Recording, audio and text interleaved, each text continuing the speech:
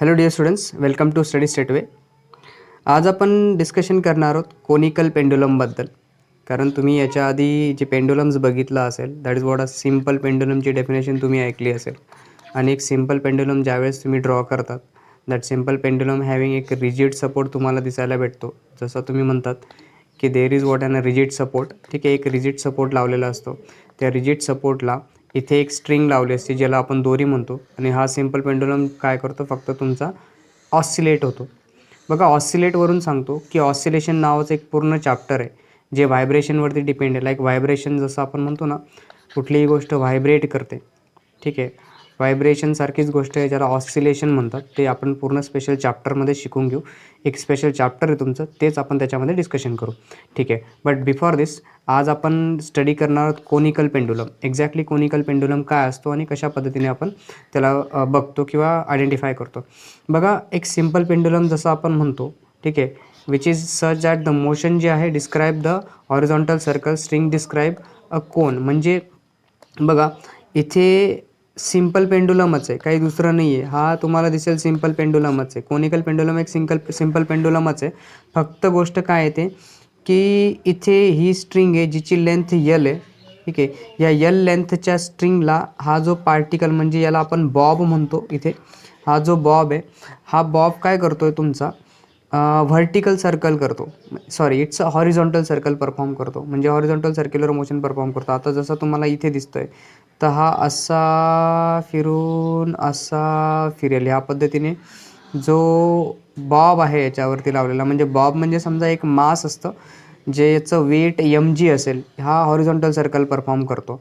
आणि जर तुम्ही नीट बघितलं, ज्यावेळेस हे हॉरिझॉन्टल सर्कल परफॉर्म करेल ना, त्या केसमध्ये काय होतं, this is what they all making. इथे तुम्हाला दिसत असेल एक कोन बनतो आहे. असं कसा कोन, जसा तुम्ही बघितला असेल, ऑब्झर्व केला असेल की जसा तुमचा तो आईस्क्रीमचा कोन असतो ना, त्या कोनसारखा हे बनलेलं राहतं. आता जसा हा तुम्हाला दिसेल की हा व्हर्टिकल कोन आहे, हा तुम्हाला दिसेल एक म्हणजे ह्या पद्धतीचा कोन आहे. फक्त हा तुम्हाला ह्या पद्धतीने इथे दिसतोय.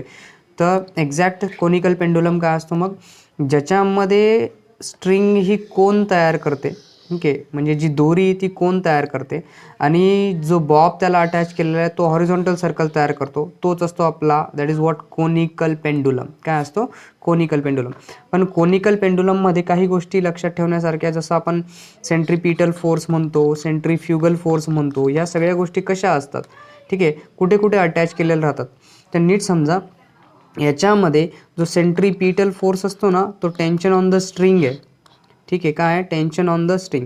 म्हणजे हे जे TO टेन्शन दिसतंय तुम्हाला, हे स्ट्रिंगवर येणारं टेन्शन काय करतं आहे, सेंट्रीपिटल फोर्ससारखं बिहेव करतं आहे. पण प्रॉब्लेम असा आहे की तो व्हर्टिकली राहिला असता, म्हणजे एकदम सरळ राहिला असता, तर गोष्ट वेगळी होतीलच. जसं आपण मी याला म्हणतो, टेन्शन लागलं असतं स्ट्रिंगवरती. ठीक आहे, इकडे त्याचं जे वजन जातं आहे, म्हणजे हे mg राहिलं असतं, इथे mg खाली गेलं असतं आणि टेन्शन T बॅलन्स केलं असतं. म्हणजे T=mg राहिलं असतं कधी, ज्यावेळेस हा बॉब असा राहिला असता. पण प्रॉब्लेम असा आहे की तो गोल फिरतोय, म्हणून काय करतं आहे, जे टेन्शन आहे, ठीक आहे, जे स्ट्रिंगचं टेन्शन आहे, हे तुम्हाला दिसेल it's make a horizontal circle. म्हणजे एक अँगल तयार करून घेतं आहे, ज्या अँगलला म्हटलं गेलं थिटा. बरोबर. नीट इथे बघा, मी काय काढलेलं आहे की हा एक लाईन आहे आणि ही एक लाईन आहे. दोघं लाईन एकमेकांना पॅरल असेल आणि त्याच्यामधून जाणारी ही जर ट्रान्सव्हर्सल असेल, हा अँगल थिटा असेल, तर हा पण अँगल असतो तुमचा थिटा. बरोबर. म्हणजे याला अल्टरनेट अँगल्स म्हणतात, अल्टरनेट अँगल्स. मग जर हा अँगल थिटा असेल, तर हा पण तुमचा येणारा अँगल काय असतो, इथे थिटा असतो. ठीक आहे, दिसला. मग कन्सेप्ट काय येते की जो टेन्शन ऑन द स्ट्रिंग आहे, ठीक आहे, इथे काय झालं आहे की जर बॉब, आपण जसं मी सांगतो तुम्हाला, जर सरळ राहिलं असतं, हा बॉब आहे असा, ठीक आहे, तर बॉबचं जे वेट होतं, बॉबचं वेट झालं असतं तर ते खाली आलं असतं तुमचं. बरोबर. ह्या पद्धतीने बॉबचं वेट खाली आलं असतं, ज्याला आपण लिहिलं असतं mg. आणि ह्या mgला बॅलन्स करणारं राहिलं असतं टेन्शन TO.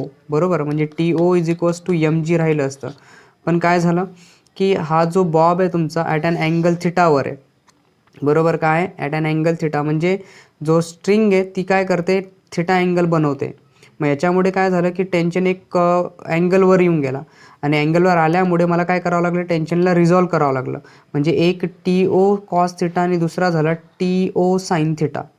ठीक आहे, याच्यामध्ये सगळ्यात पहिली गोष्ट म्हणजे TO साइन थिटा हा काय काम करतो, सेंट्रीफ्युगल फोर्सला बॅलन्स करतो आणि सेंट्रीपिटल फोर्सचं काम करतो. ठीक आहे, समजले इथे. So T O sine theta जे टेन्शन आहे ते काय करतं आहे, सेंट्रीफ्युगल फोर्सला बॅलन्स करतं आहे आणि सेंट्रीपिटल फोर्ससारखं काम करतं आहे. आणि राहिली गोष्ट दुसरा म्हणजे तुमचा हा जो टी ओ कॉस थिटा आहे, तो जो वेट आहे बॉबचं, ह्या बॉबचं जे वेट आहे, इथे जे लोखंडाचा बॉब इथे अटॅच केला जातो त्याचं वजन सांभाळण्यासाठी टी ओ कॉस थिटा काम करतो आहे. आणि लक्षात ठेवा, हे जे सर्कल आहे ना, हे सर्कल इथून इथवर जे तुम्हाला दिसतंय, इट्स मेकिंग ॲन एवढा जो अंतर आहे हे रेडियस आर एवढा आहे. ठीक आहे, आणि जी लेंथ आहे ह्या स्ट्रिंगची जी लेंथ आहे ती यल आहे. ते म्हणजे किती मीटर असेल तर ही यल मीटर एवढी असू शकते आणि जी रेडियस आहे ती समथिंग आर मीटर असेल समथिंग. ठीक आहे, किंवा आपण आर सेंटीमीटर म्हणू किंवा याला आपण म्हणू मी यल सेंटीमीटर समथिंग याची लेंथ आहे. बरोबर. आणि हे जो पेंडुलम आहे तो कोनिकल पेंडुलम आपण म्हणून घेऊ. तर मग बघा, सगळ्यात पहिली गोष्ट मी काय बोललो होतो की जो टी साईन थिटा आहे याला बॅलन्स कोण करतं आहे, हा कोणाला बॅलन्स करतो आहे, सेंट्रीफ्युगलला बॅलन्स करतो आहे, म्हणजे एम आर ओमेगा स्क्वेअरला बॅलन्स करतो आहे. म्हणजे T O sine theta M omega square R balance करतो आहे, म्हणजे सेंट्रीफ्युगलला बॅलन्स करतो आहे, सेंट्रीपिटलचं काम करतो आहे. आणि जो कॉस थिटा आहे तो वेटला बॅलन्स करतो आहे. जर मी दोनाला ठीक आहे एकाने डिवाईड करून घेतलं इक्वेशन 1ले, म्हणजे ज्या पद्धतीने मी इथे लिहिलेलं आहे बघा, टी साईन थिटाला टी कॉस थिटाने डिवाईड करून दिलं, M R omega square M जीला बघा एम जीने डिवाईड करून घेतलं, म्हणजे टेन्शन दोघांमध्ये कॅन्सल झाला, sine theta upon cos theta आला आणि याच्यामधून मास कॅन्सल झाला, तर काय उरला आहे, ओमेगा स्क्वेअर आर अपॉन जी. बघा आर अपॉन जी उरला. ठीक आहे, मग जर अँग्युलर वेलॉसिटीची गोष्ट केली ओमेगाची, जसं इथे म्हटल्यानंतर आपण म्हणू की हा डिवाईडचा आहे तुमचा, तो मल्टिप्लायला चालला जाईल इथे, म्हणजे R sine theta upon cos theta होऊन जाईल आणि जो आर मल्टिप्लाय तो डिवाईड होऊन जाईल, म्हणजे जो डिवाईडचा आहे मल्टिप्लाय आणि मल्टिप्लायचा काय होऊन जाईल तुमचा डिवाईड होऊन जाईल. So here is that omega square is equals to G upon R sine theta upon cos theta होऊन जाईल. बघा, radius of the circular motion जी मी त्याला आर म्हणतोय ती ॲक्च्युली रेडियस किती आहे. जर मी रेडियस काढली ना तर तुम्हाला माहिती आहे की साईन थिटा जर ट्रिगोनोमेट्रीमध्ये आपण बघितला ना तर तो अपोजिट अपॉन हायपोटेनियस असतो. ठीक आहे, काय असतो, अपोजिट अपॉन हायपोटेनियस. तर इथे चेक करा, साईन थिटा काय, हा थिटा आहे आणि याच्या अपोजिटमध्ये बघा हा आर आहे. ठीक आहे, हा काय साईन थिटा आहे आणि साईन थिटाच्या अपोजिटमध्ये काय आर आहे आणि हायपोटेनियस कोणती आहे, लेंथ यल आहे. बरोबर. मग मला काय पाहिजे, रेडियस पाहिजे. काय पाहिजे, रेडियस पाहिजे. रेडियस पाहिजे असेल तर लेंथला मल्टिप्लाय करावं लागेल. So length L sine theta is equals to R बनून जाईल तुमचा. मग रेडियस किती झाली, एल साईन थिटा ही एवढी काय झाली, याची रेडियस झाली. नीट लक्षात ठेवा हां. बरोबर, रेडियस ही जी आहे ती रेडियस, बरोबर, रेडियस आर किती झाली मग, एल साईन थिटा एवढी रेडियस आपली येऊन जाईल इथे. मग बघा बरं, मी एल साईन थिटा एवढी रेडियस पण लिहिलेली इथे. ठीक आहे, रेडियस ऑफ दॅट जी जो हॉरिझॉन्टल सर्कल आहे ना त्याची रेडियस किती आहे मग, एल साईन थिटा एवढी रेडियस आहे. पण सपोज मी काय म्हणतो, if T is the time period of revolution of the Bob, म्हणजे टाईम पिरियड काय असतो की एक सर्कल कंप्लीट करण्यासाठी लागणारा वेळ म्हणजे काय असतो, टाईम पिरियड, म्हणजे एक सर्क्युलर मोशन कंप्लीट करायला. जसं हा आपण म्हणतो एक पार्टिकल आहे, हा पार्टिकल इथून इथून फिरत जाणार आहे आणि फिरल्यानंतर तिथेच परत येईल, त्याला लागला काहीतरी 1 सेकंद. ठीक आहे, किंवा त्याला लागला 1 मिनिट, तर हा असतो टाईम पिरियड, ज्याला रिव्हॉल्युशन पर मिनिट आपण म्हणतो, रिव्हॉल्युशन पर सेकंड RPS म्हणतो. एक आहे RPM आणि RPSमध्ये पण आपल्याला हे काढता येतं. पण अँग्युलर वेलॉसिटी ओमेगा काय असते, that is angular displacement upon time ना. अँग्युलर डिस्प्लेसमेंट किती आहे, एक चक्कर कंप्लीट करण्यासाठी जर कोनला फिरायचं असेल तर 2π फिरावं लागेल, माहिती ना सगळ्यांना. कारण पूर्ण सर्कल किती असतं, पूर्ण सर्कल असतं तुमचं, दॅट इज वॉट, पार्टिकल जर इथून परत तिथे येत असेल तर हा बघा, हा हाफ सर्कल म्हणजे हाफ सर्कल म्हणजे पाय आणि हा हाफ सर्कल म्हणजे पाय, दोघं मिळून जर एकत्र केले तर दोघं बनतात माझे, दिस इज वॉट 2π. किती बनतील हे, 2π. अँग्युलर वेलॉसिटी किती आहे, 2π अपॉन टाईम. अँग्युलर वेलॉसिटीचा फॉर्म्युला काय, angular displacement upon time. So angular displacement किती फिरायचं आहे, 2π पूर्ण फिरायचं आहे, डिवायडेड बाय टाईम टी मी करून घेतला. ठीक आहे, मग बघा ओमेगा ॲक्च्युली मी काढला किती होता, म्हणजे नीट बघा हां. इथे मला काय करायचं आहे की हा जो ओमेगा आहे ना, बरोबर, ओमेगा, ठीक आहे, ओमेगा ज्याच्यामध्ये आपल्याला दिलेलं आहे, ओमेगाची व्हॅल्यू आहे 2π अपॉन टी आहे. ठीक आहे, काय आहे, 2π अपॉन टी. मग मी इथे काय काढला होता बघा बरं नीट, हा होता आपला दॅट इज वॉट ओमेगा स्क्वेअरचा कन्सेप्ट. ओमेगा स्क्वेअर मग ओमेगाची व्हॅल्यू किती आली आहे 2π/t आलेली आहे ना. ओमेगाच्या जागेवर मी काय टाकेल बघा ओमेगा 2π/t आणि इथे तर त्याचा स्क्वेअर लिहिलेला आहे म्हणून मी काय करेल त्याचा स्क्वेअर करून देईल आणि मग उरलेली गोष्ट g/r ठीक आहे साईन थिटा अपॉन हा बनून जाईल तुमचा कॉस थिटा. ठीक आहे काय बनेल कॉस थिटा. जसं तुम्हाला इथे मी लिहून दाखवलेलं आहे 2π/t square g/r sine theta upon cos theta. बघा मग sine theta upon cos theta केला तर स्क्वेअरचा स्क्वेअर रूट होतो. म्हणजे जर याला मी स्क्वेअर रूट करून घेतला तर हा पण काय होऊन जाईल तुमचा स्क्वेअर रूटमध्ये होऊन जाईल. स्क्वेअर आणि रूट कॅन्सल झाला तर 2π/t उरून जाईल तुमच्याकडे. राहिला जो स्क्वेअर रूट आहे G sine theta upon R cos theta बनसून जाईल. ठीक आहे मग राहिली गोष्ट काय आहे इथे की जर टीची गोष्ट केली टी डिवाईडचा मल्टिप्लाय आणि हा मल्टिप्लायचा डिवाईड होऊन जाईल. ठीक आहे पूर्ण कन्सेप्ट बघा.